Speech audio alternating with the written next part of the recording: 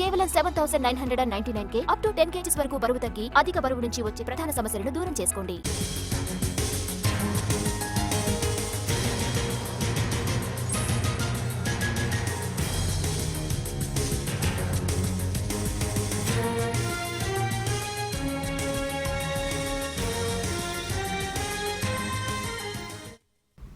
కర్ణాటక సర్కార్ కీలక నిర్ణయం తీసుకుంది. రాష్ట్రంలో మళ్లీ కులగణన చేయాలని నిర్ణయించింది. అధిష్టానం ఆదేశాలతో కర్ణాటకలో మళ్లీ కులగణన నిర్వహించనుంది రాష్ట్ర సర్కార్. కులగణన చేయనున్నట్టు ప్రకటించారు డిప్యూటీ సీఎం డీకే శివకుమార్.